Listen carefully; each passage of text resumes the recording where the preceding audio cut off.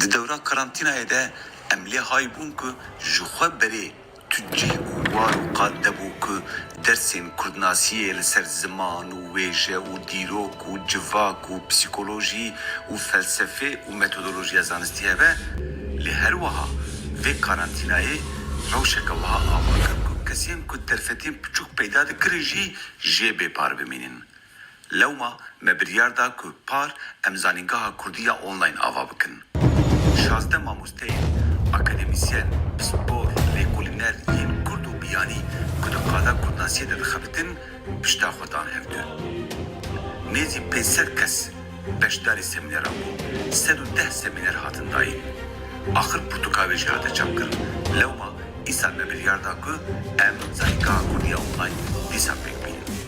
Zanîngeha Kurdî ya online ji bo hemû Kurdan e. Bi Kurdî ye li xêra Kurdan e.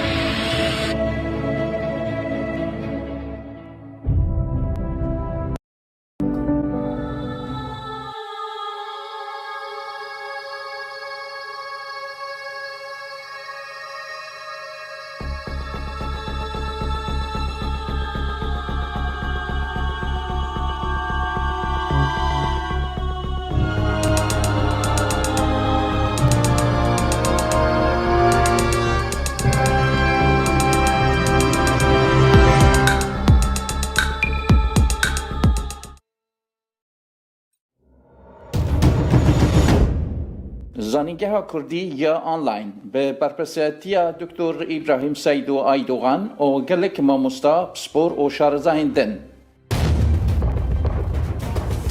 ما 24 با آوایگی زندی. او برنامه له پروگرام زوم، یوتیوب، فیسبوک و اینستاگرام با آوای زندی تین پیشکش کردن.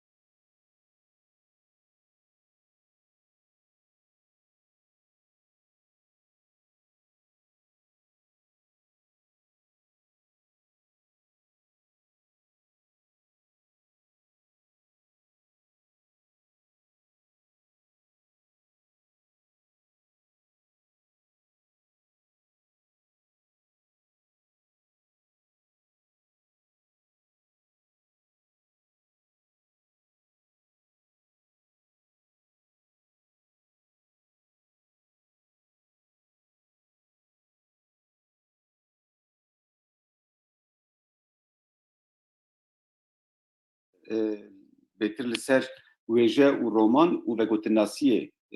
وگوتناسی سرانی ام دبین وگرانوه ماموسه به سورانی دبیجن جیرانوه گرانوه گرانه ناسی او تشتا که ام به انگلیزی و فرانسی جرد بجن نغاتولوژی لسروی اوی پیشکشی خود بکن و زنم ماموستر نوا ویژه کردی ده یعنی نوا کردان ده پرکیم لیکولینر هنه کل سروی وان دخبتن و زنم جسالین نودیو ور و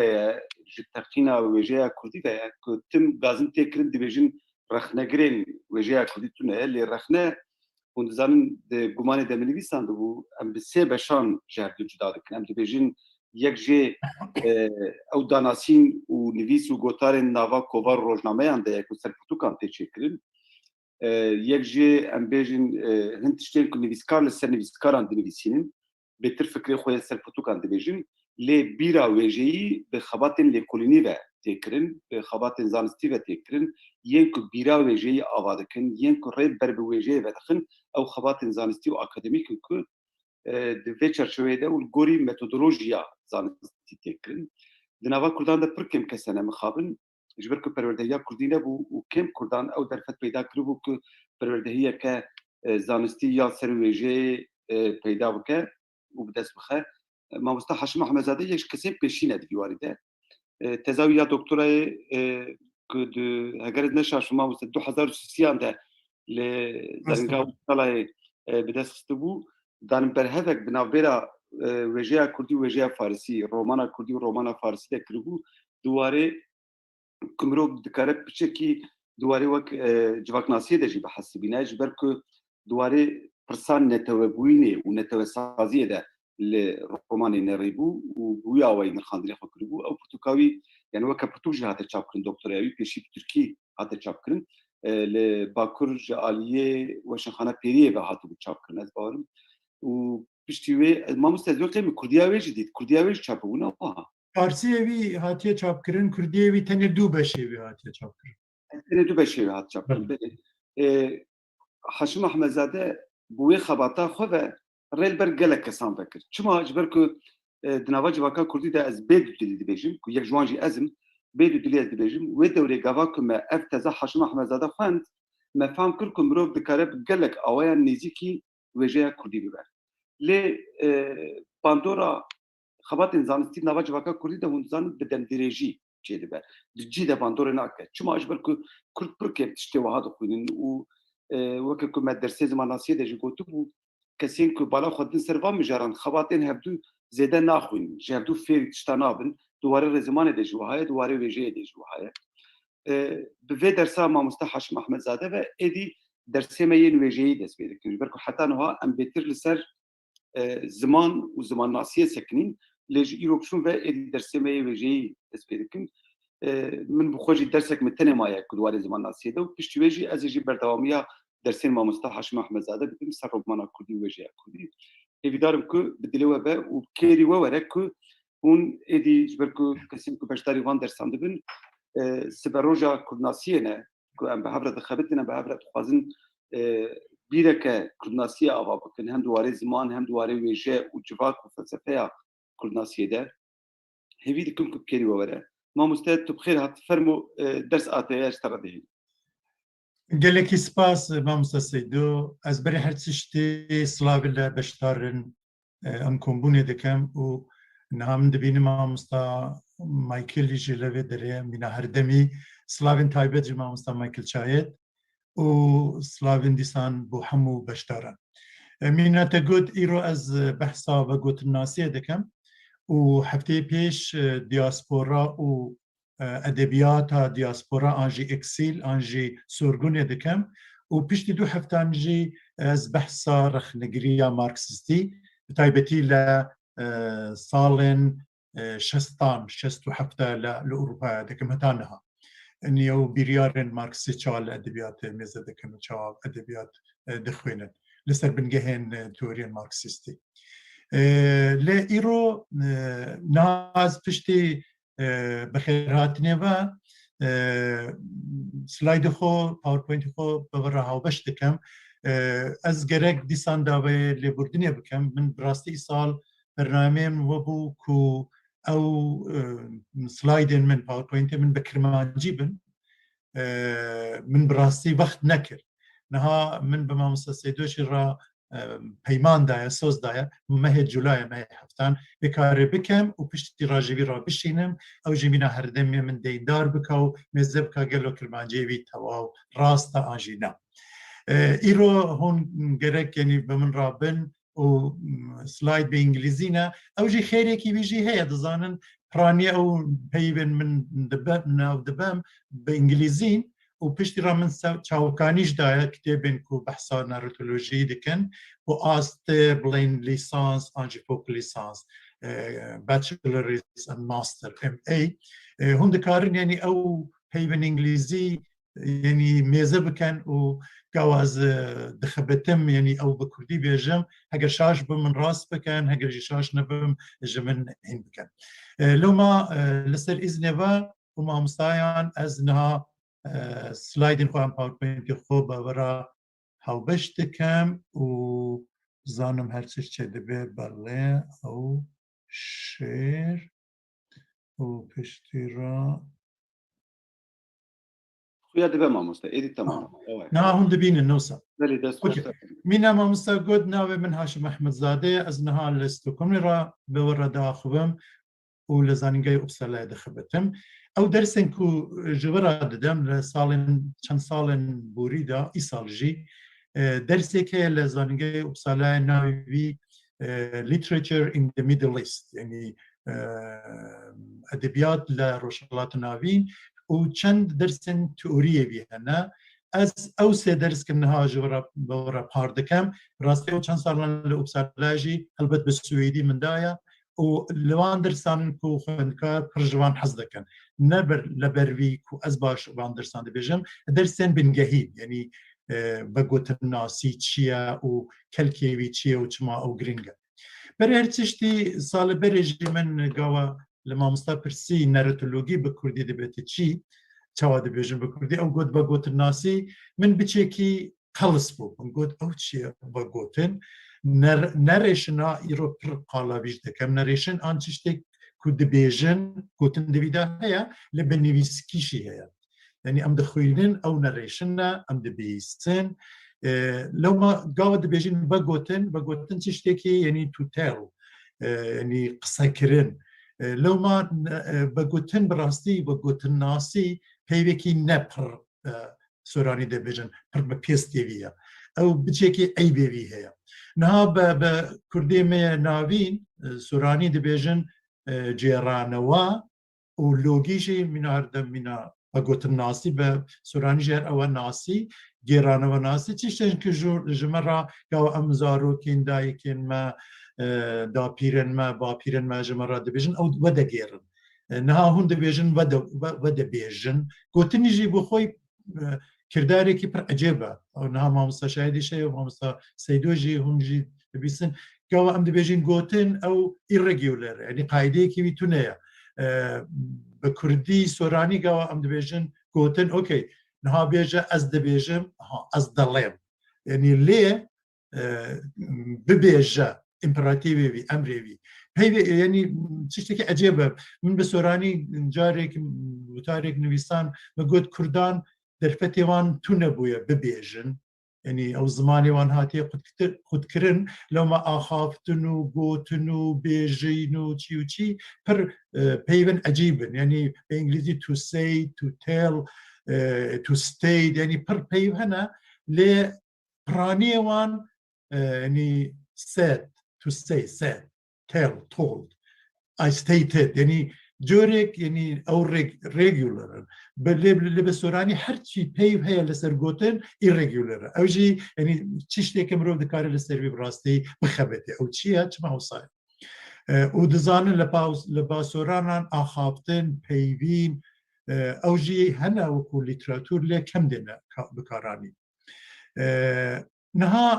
ئەو بە گوتنناسی ئەو جێرانەوە ناسی ئەو نەرۆتۆلۆجی یا نەرۆتۆلۆگی چییە؟ پڕ هێستان ئەزوەڕە ببێژم ئەو چی شتێکی نە کیمیایە نە فیزیکە مرۆڤ نەخواست نەگەرەکە ئەنیشتین بێ ئانژی ئیدیسۆن بێژەوی فام بکات هەگەر چ شتێک ژمەڕا دێ بە گوتن بە گەڕاندن ژمەڕا دەبێژن ئالیەکی لێکۆڵینێ مینا ئەمراز مینا دیڤایس مینا وسیله مینا ڕێباز هەبێ کوژمە ڕابێژێ ئەو چاوا دێتە گوتن چەوا هاتیە گوتن تایبەتمەندیە بین چنە ئەو ئالی کومە بەویرا یعنی دخەبەتین ژەویرا دەبێژن نەرۆتۆلۆجی یعنی بەرێ ئەم بزانین نەرۆتۆلۆجی چییە گەرەک بزانین نەرەتیڤ چییە ناهون مێزە بکەن نەرەتیڤ هەر چ شتێک دێتە بە گەڕاندن ژمەڕە یعنی گێڕانەوە بەگوتن ئەو نەڕێشنە ئەو دەکارن نویسکی بێ دەتوانێت دەڤکی بێ دەتوانێت فیلم بێ دەتوانێت ئۆپێرا بێ مۆسیقا بێ ڕۆمان بێ شعر بێ لە ئەدەبیاتە ئێپیک حماسە بێ ئەنژی لیریک بێ هەر چی شتێک ژمەڕە مەموزین ئێپیک ژمەڕە دەبێژن ئەو نەڕێشنە نەرێتیڤە نەها ئەس بینا لێکۆلەنێرێک یعنی کەسێکی کو بە ئەدەبیاتڕا دەخەبێتێ دەخوازێ ببێژە ئەو چن چاوە هاتنە گوتن لە تۆرادا Old Testament, New Testament, ئینجیلدا لە قورئاندا دەزانم پڕ حکایە هەنا قسە هەنا قسەسە القورئان بە عەرەبی دەبێژن یوسف و زلەیخا یعنی چ شتێ وسا هەنا یعنی ئەو نیشان دەدا یعنی بەرێ گەلگامیش پشتی ڕا یۆنانان ئیلیاد ئۆدیسا لە بامە مەسەلەن مەگوت ئەحمەدی خانی مەموزین لە با فارسان شاهنامەی فردوسی 1000 ساڵ بەرێ هاتیە گوتن یعنی شێرێکی حەماسیە هندیان ئەو هەنا چینی پڕ هەنا چ شتێن ئاینن بوودا کۆنفوسیۆس هەموو ئەو نەڕێشنن و ئەو چ شتێک نەرەتیڤن چ شتێک ژمەڕان نیشان دەدا و لە عمرێ ئینساناندا لە ژیانە جیواکیدا ئەو هەردەم هەبووە ئەنی گاوە مرۆڤن چەند 1000 ساڵ بەرێ بە هەورا لە غارێکی لە ئەشکەفتێکی ڕە بە هەورا ڕۆدەبین ئەو دایکاوان نزانم ژن پیرێک ژوان چیرۆک دەگوتن ئەم دەبێن چیرۆک و بەرە خۆ بدەنێت چیرۆک و دیرۆک نەها دیرۆکیشی یعنی هیستوریژی نەرێتیڤە لێ ئیرۆ ئەم قاڵە ئەدەبیاتە دەکەین چونکە ئەدەبیات نەڕێشتنێکی ئەجێبە یعنی پێیەکی بی لە ڕاستیدایە یعنی گاوە ئەم ڕۆمانێ لە فیگاڕۆیە ئیبراهیم سەیدۆ دەخوێنین ئەم دەزانی ئەو بۆ خۆ چێکری یان محەممەد ئوزون دەکوت من ڕۆنی مینا ئەبینێ تاری مینا مرنێ ئەو تورک دەبێژن حکوومەتە تورکیا دەگوت ئەو تۆهین ئیهانەت لە وڵاتێمە دەکا وڵاتێ مەزن وڵاتێ چیە ئەو نەڕاستیە ئەو چیرۆکە من چێکریە لێ ئەم دەزانین هەر چیرۆکی دێتێ چێکردن مینا فیکشنێکی پەیوەندیەکی وی زۆر خورد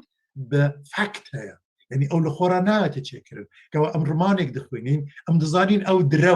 درەوێکی پڕمەزنە لێ درێوێکی پڕ شیرینە درەوێکێک و پەیوەندیەوی بە ئالیتەوە هەیە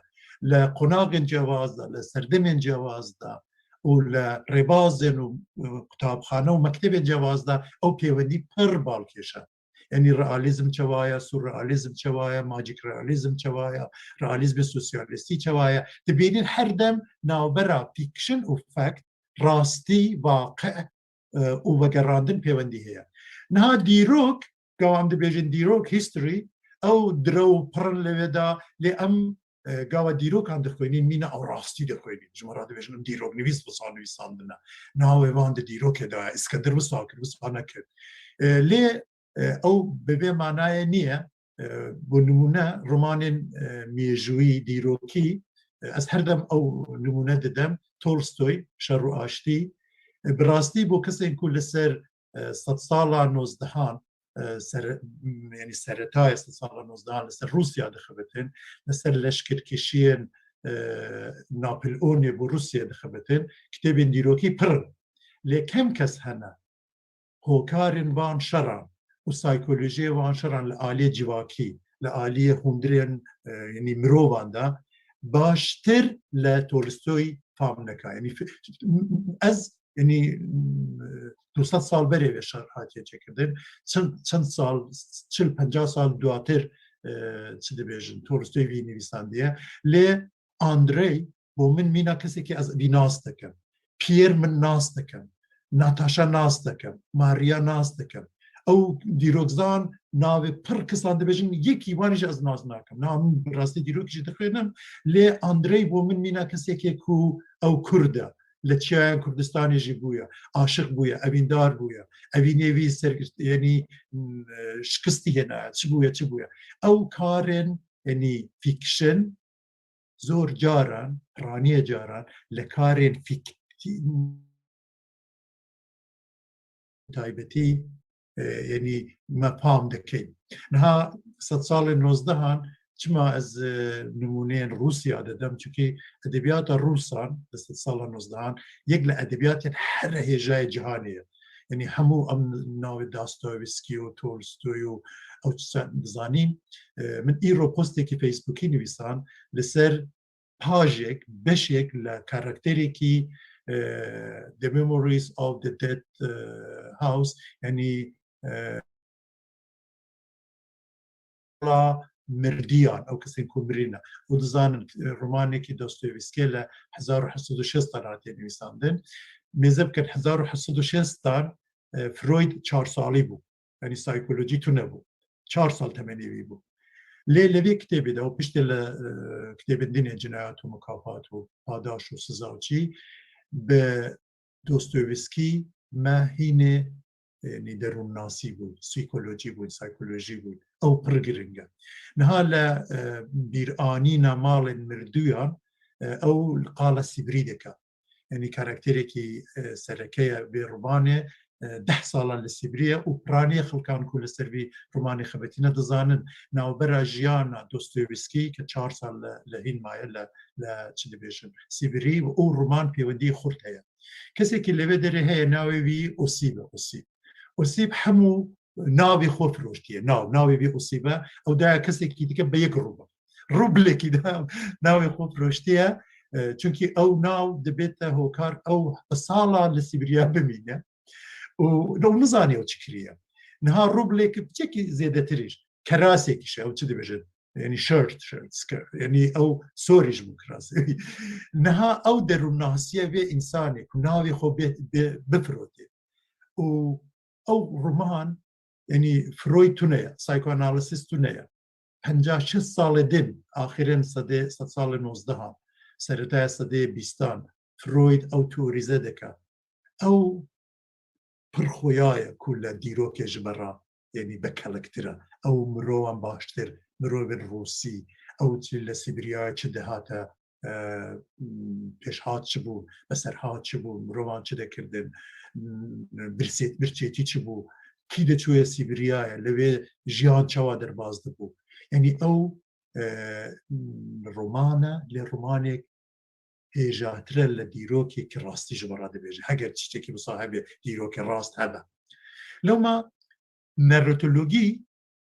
بە گۆتنناسی دێ ژمەڕا دەبێژێ دۆستۆیڤسکی تۆلستۆی و نویسکارێن دین چاوە ئەو گوتن ئەو حکایەت ئەو ڕۆمان ئەو بە گوتن ژمەڕا ڕیزکردنە چما ئەو قازێنی پشتی 160 ساڵی ئەز ینی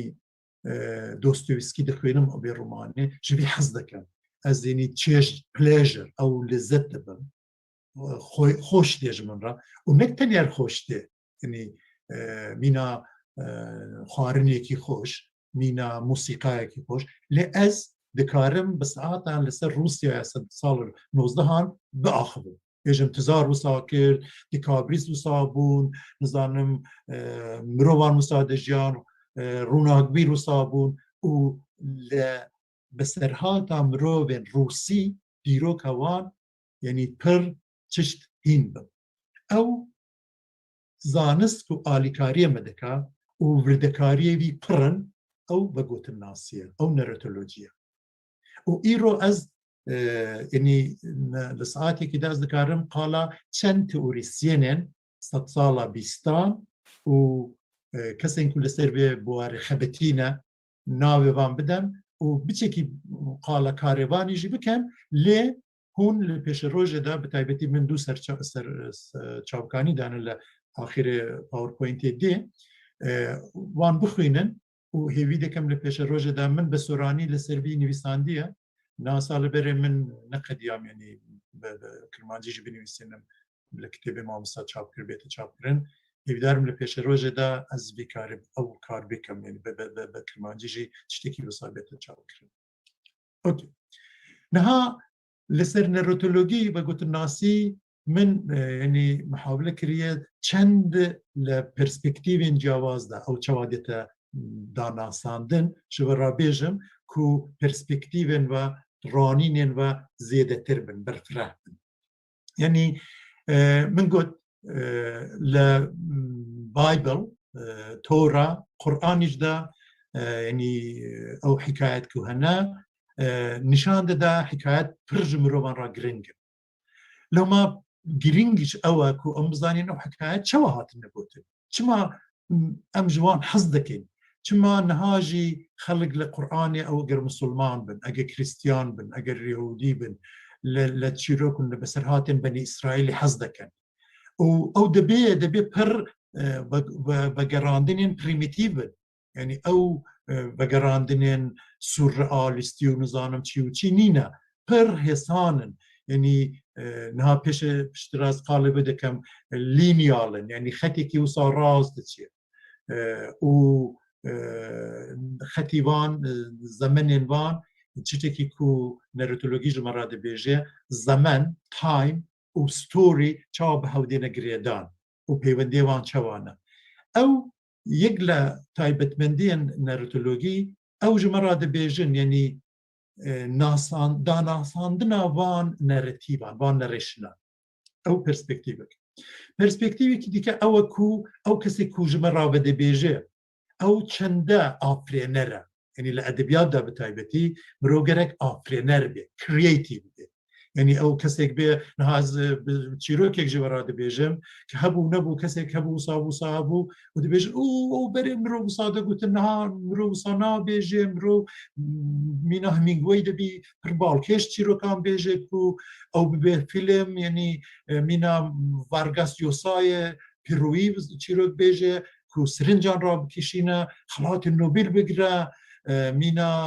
سترینبەری سوێدی بێ ینی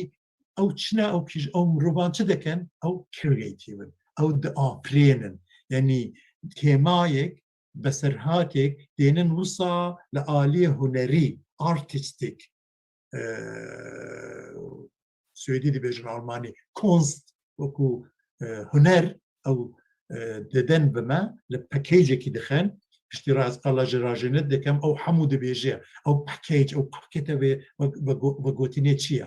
لە نەرۆتۆلۆگی ئەوژی ینی دەداتە بەر لێکۆلینێ چما ڕمانێن محەممەد ئوزون و ڕمانێن ئەتانەهایی و ڕمانێن بەختیار ئەلی کارێن هونەرینە لەها ئەز دەخوازم شتێکی بێژم ئەو لە دەروەیە بێ بەحسەیە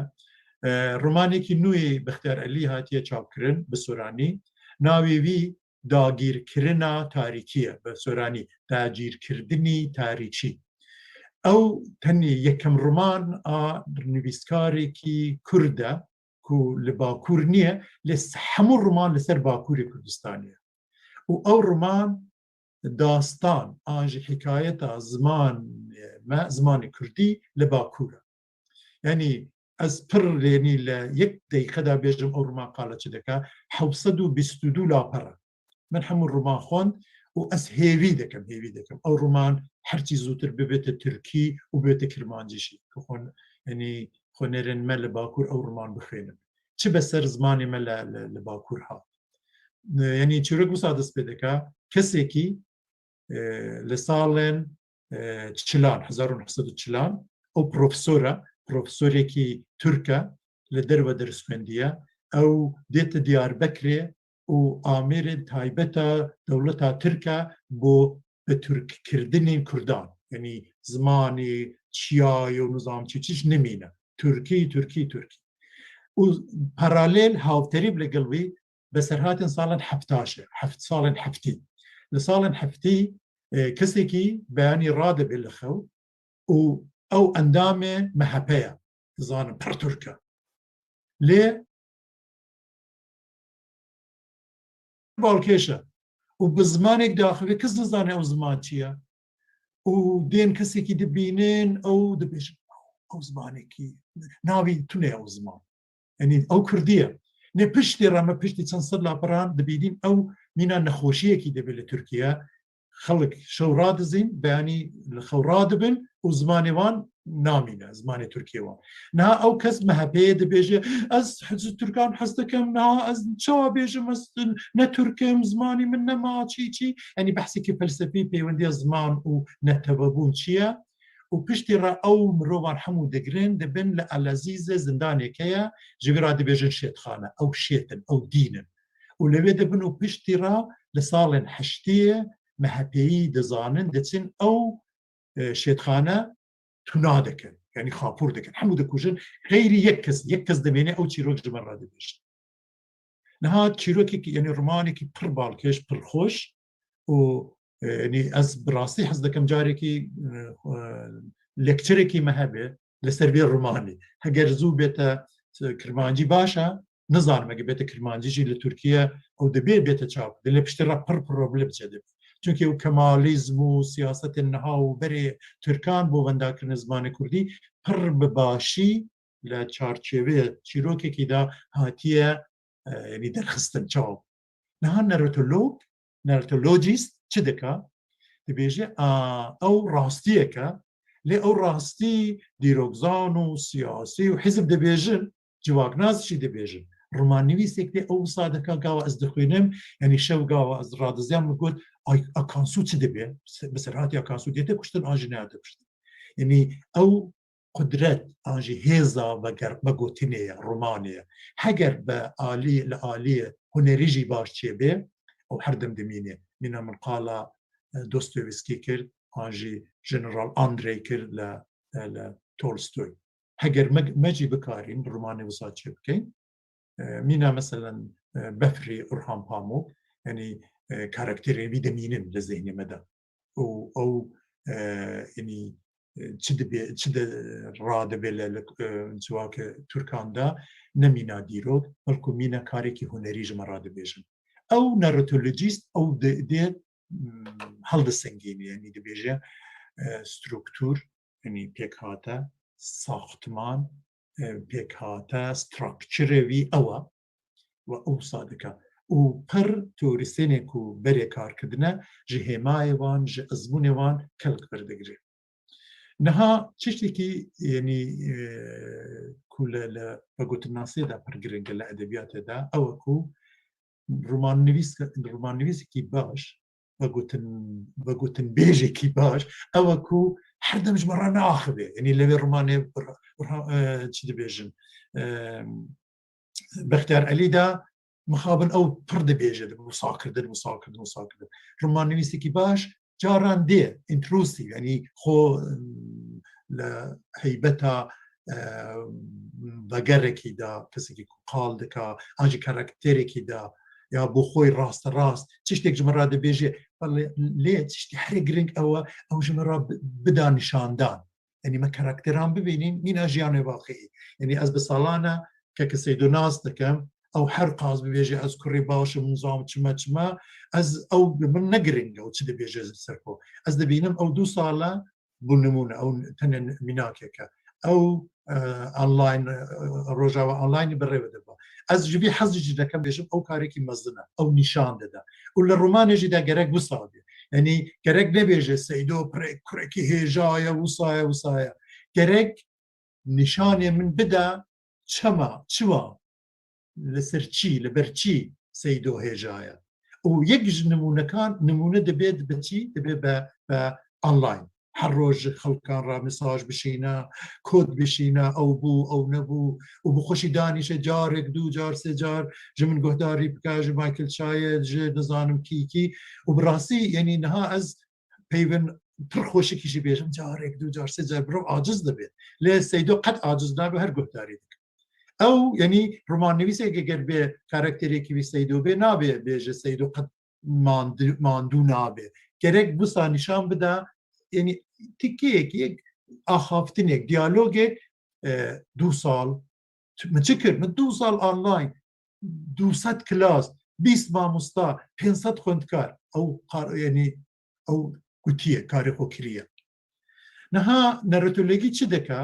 هەموو ڕێکارن the ways ئەو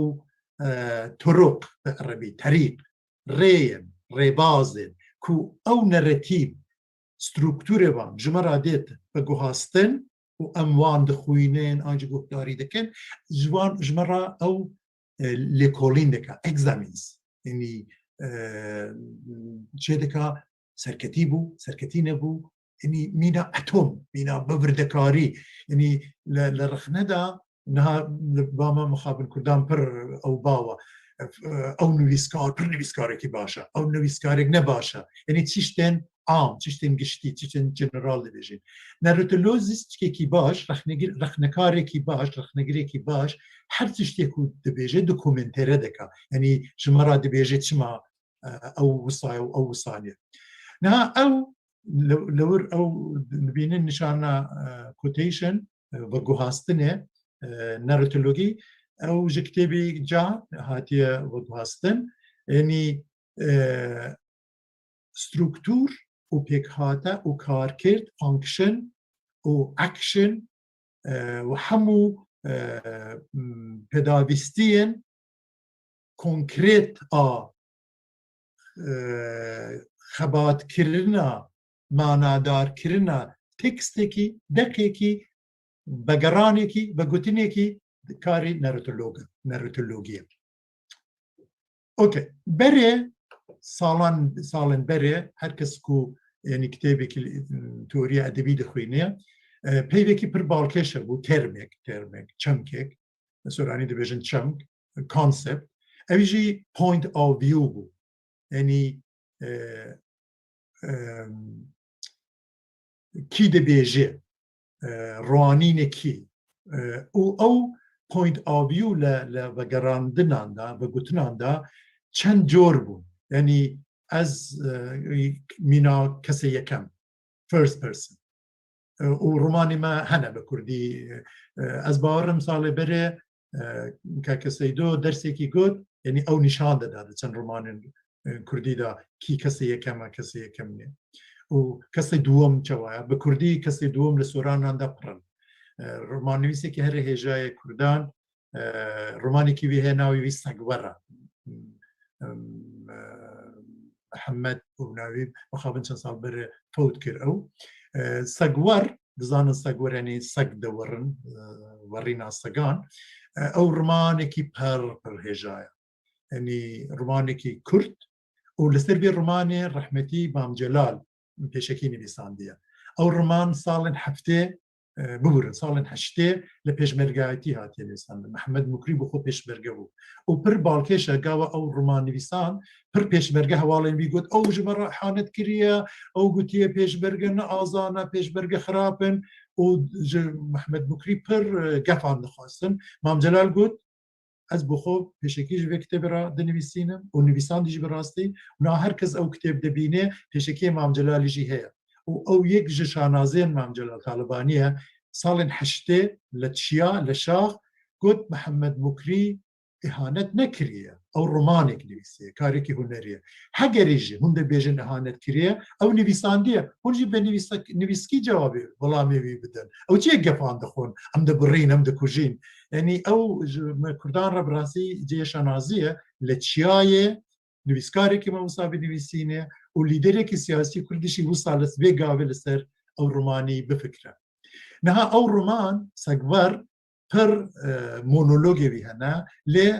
سێکند پەرسنە یعنی دەبێژە تو هەردەم ڕادەبی بەیانی زوو وسا دەکەی وسا ناکەی میناک ئەو بەم ڕادە ئاخبێ نەها سێهەم کەسیشی هەیە یعنی ئەس بینا نەرەیتر دەکارم کارکتەرێک بم دەتانم نویسکار بم دەتانم بەگەڕێک بم لە دەست نویسکارێدا ئەو من چێ بکا بە ئافرینە و مێزە بکەم بێژم هەبوو نەبوو کۆرسێکی ئۆنلاین هەبوو ئیرۆ هەفتە بەشدار هەبوون چەند مامۆستا هەبوون وسا بوو ئەنی ئەس نەلەورم لە دەربە ئەو دەبینم ئەوژی چەند جۆرێوی هەنا نەرەتۆلۆگی ئانجی پۆینت ئاوی و هەمووش بەڕا دەبێژێ ئەس هەرچش دەزانم يعني از دزانم سيدو د زينبي دا چه هي چنه یا بچکی دزانم يعني ammunition point of view هرچی او بري روماني وبردهات النويسان لسه صالح حجدان نوزدان لاوروبا يجي يعني از مين عقل كل عقل كل داناي كل هرتش تزانم مروف كذا كان زيني واندا لبراسي ايرو او بر يعني بشكل عجيبه از شو بزانم زين سيدو دا كذا بزري او ديفايس انديكا ريفيش انديكا ريباز انديكا ديم يعني مثلا ستريم او كونشسنس او ديفيجن يعني لزيني فيدا كذا بي او point of view يعني روانگیان از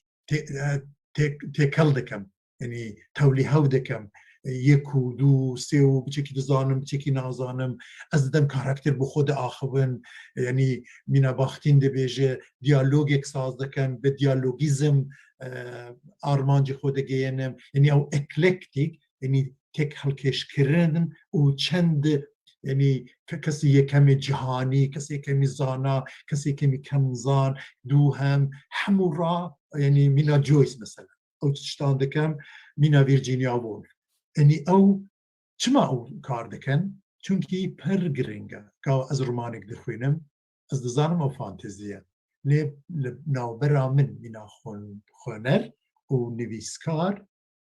اکتیک پیمانیک چه به که تو راست دکی و ازجي مينات مسرهاتي كراستي دخوينو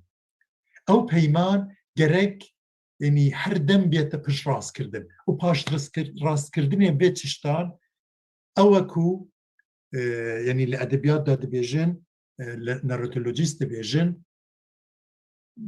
ريكارن باش ادبي هنري او كا نشان بدا بخونر يعني بكار بينا نا از دكارم سقبر مینا رومانیکی، مینا ستوریکی، مینا حکایتیکی، به مینا ناراتولوژیک بلام آوا کاراکتری وی آوا استروکتوری وی آوا زمانی وی آوا تمای وی آوا او چیزی من گود. جاری آنیجی هیا بیشم لباشور کردستانه نها 30 رومان نویس مهنا 40 رومان نویس مهنا و دیسکورس آوان گوتار آوان ویجمان همو او رومان نویسان از بین بدم برلی کلینه يعني نيك رومان ندو رومان سرجم رومان ما لباشور آنجي لآستيكي مزنتر لحمو كردستاني بيجم أو تايبت مندين وگران آن بگوتنا رومان آنجي نوبل چیروکا کردا کردانه کرد وسا اناتومیا وگراندن وگوتنا کردان او دبيت يعني جوريك لديسكورس يعني لآستيكي برترحتر دا نكتني لسر رومان نويسيكي آنجي رومانيكي يعني من بريقود بقوتن حردم هبويا قلقاميش بري 3-4-5 هزار سالان و كارتكريوي لسر دكن تكستن آينيجي لسر توراجي لسر إنجيلي شي لسر قرآني شي و إلياد و أوديسو چي و چي ليه تورسينا ورنا أسباورم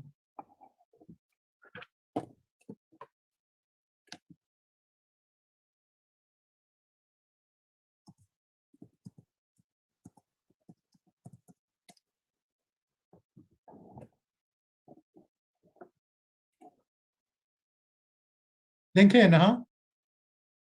بلي دنجت هي ما مستر هاتش تكتبوا لي راو مش كبن خراب باور مش كده خراب بلي أريز بكم أو يعني الآلية توريشتا أو بربالكشا و رخنجرين أدبي يعني نها دتنبره کسی که مینا أرسطوطل کناز دکن دزانن کمانی دو کتابن مزنن أرسطو هنا یکی وی ناوی politics یکی ناوی poetics يعني سياسة وأدب حردم هبونا بأورا وأرسطوطل يعني أو بخو نهو ميروسا أو تشيروك نابيجة ليه لسر تشيروك عن خباتية يعني أو لسر بقوتين خباتية أو جمرة دادات الناس صاندن بيجة بقوتين وصاد خباتية تشتكي هرب بالكش لا poetics سيفيدا من نظام براستي poetics بسوراني هاتية برقراندن ونظام بكرمانجي هي يعني لأز هيفي دكم هبه چکه او پر بالکش 2300 سال بره يعني ارسطو چوا قالا ادبیات دکم شعریه کرمانجی تونه امام استاد کرمانجی تونه بخابن اسوی دکم کسی که او کار بکم راستی انشالله چونکه او دبیت عالی کار بزانن 2300 سال برجی او ترمن مثلا کاراکتر هبویا اکشن هبویا یعنی ارسطوطل دبیجه گرک اکشن هبه یعنی عمل هبه کردوه هبه ولی کاراکتر داخل در باز بکن اگر بصانه به قد و گوتن نابه يعني او چقد قاس بالكيشا نها يعني مرو دكاري بساطه لسبي باخره كاركتر تشتكي مودرن براستي يعني بيوندي بي انديفيدواليزم مودرنيزم صاله شانزدهان حبدهان هي لاوروبايه ليه تو برو 2300 سال بر ترمينولوجي في هي تيب هي وقاوة لسرد من مودرن دا جواك ناسي مودرن نظام أدبياتا مودرن دون كيخوتي تشي دبي سيرفانتس ديتا ميداني نظام لفرنسا رومان نويسين من صالح جدان روماني خود نويسينين مروان لأدبيات دا دين يعني نشان دان خويا كردن وليكولران نارتولوجيستان دين أو بحث دكن يعني دبيجن وصابو وصانبو لو ما هردم بيونديا أدبيات و رخنجر و كسي كي لسر دقان دخبتيه بيونديا كي برخورتا بيونديا كي جواكيه